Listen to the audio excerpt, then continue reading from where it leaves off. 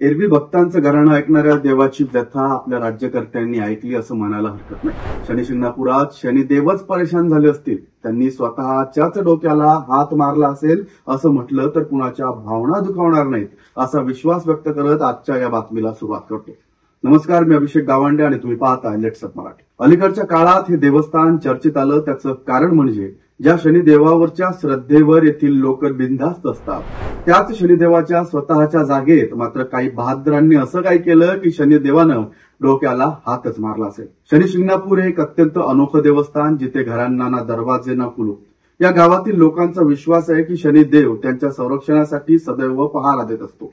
कोणताही चोर किंवा अपराधी या गावात चोरी करण्याचा साधा विचारही करू शकत नाही. त्यामुळे शनी शिंगणापूरचे दरवाजे नसलेले गाव म्हणून जगभर ओळख आहे. नुकतीच मुख्यमंत्री देवेंद्र फडणवीस यांनी या ट्रस्टला तत्काळ बरखास्त करण्याची घोषणा केली, जी मंदिराचं ट्रस्ट आहे. त्याचं कारण एक भन्नाट आहे. खरी स्टोरी आता सुरू होते.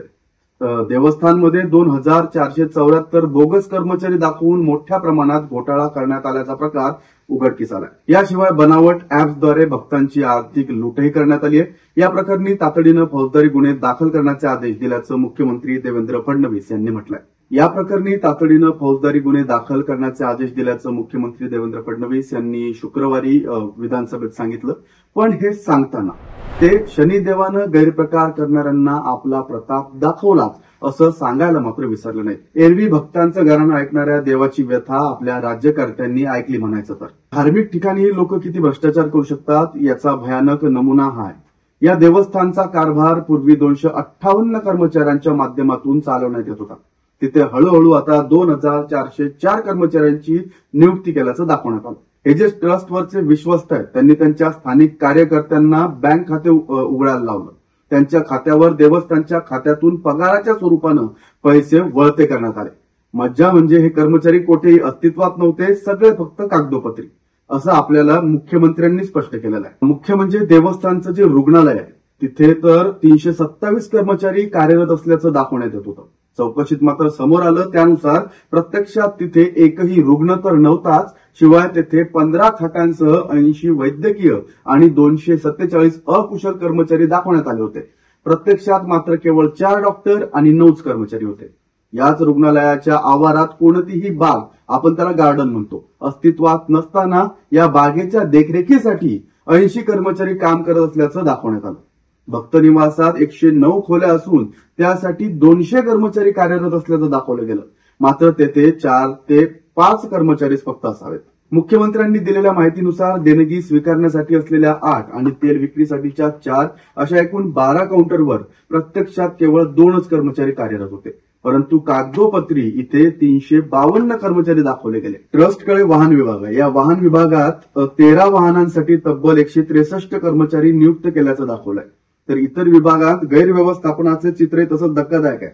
वृक्ष संवर्धन विभागात 83 कर्मचारी, 35 एकर शेतीसाठी 65 कर्मचारी, पाणी पुरवठा विभागात 65 कर्मचारी, गोशाळेसाठी 82 कर्मचारी, त्यातील 26 कर्मचारी रात्री 1 नंतरच कामाला येत असल्याचं विश्वस्तांनी सांगितलं. आणि पार्किंग परिसर स्वच्छतेसाठी 118 कर्मचारी दाखवण्यात आले होते, जिथं तुटपुंजे 1-2ही कर्मचारी अस्तित्वात नाहीत किंवा आपल्याला कोणाला पाहायला मिळालेलं नाही चौकशी समितीला. परंतु या सर्व विभागांमध्ये कोणतीही मस्टर किंवा हजेरीची नोंद नव्हती. चौकशी समितीनं दिलेला अहवाल धक्कादायक होता. आणि देवस्थान ट्रस्टमध्ये मोठ्या प्रमाणावर बनावट कामगार भरती, पैशांचा अपहार आणि नोंदींमध्ये फसवणूक झाल्याचं यातून स्पष्ट होतं. अर्थात आता हे अर्ध पण नाहीये. यांनी ऑनलाईन सुद्धा भरपूर काही कार्यक्रम करून ठेवलाय. नकली ऍप आणि QR कोडचा यांनी फसवताना वापर केलाय. चौकशीनुसार भक्तांना आकर्षित करण्याकरता 15हून अधिक अनधिकृत ऍप्स तयार करण्यात आले. या ऍप्समध्ये रिमोट दर्शन, ऑनलाईन पूजेच्या नावाखाली 1800 ते 2000 रुपये प्रति व्यक्ती पैसे आकारण्यात आले. पुराव्यांनुसार आतापर्यंत तब्बल 36 कोटी रुपये इतक्या रकमेचा तपास लागलाय. मात्र हा आकडा किमान 500 कोटींपर्यंत पोहोचू शकतो. नकली QR कोडद्वारे भक्तांना दान देण्यासाठी प्रवृत्त करण्यात आलं, पण प्रत्यक्षात ती रक्कम ट्रस्ट थेट न घेता खोट्या बनावट खात्यांवर वळती करत होती.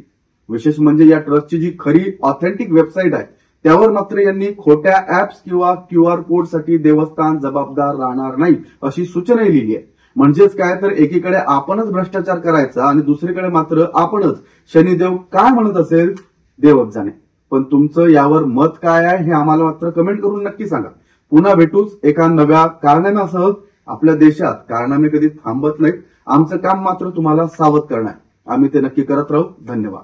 सोशल मीडियाच्या भाऊ गर्दीत विश्वासार्हतेने चकाकणारे नाव म्हणजे लेट्सअप मराठी. सगळ्यांना, सगळ्या नागरिकांना ती स्पीच, ती लेट्सअप वरील मुलाखती म्हणजे विचारांचा खजिना.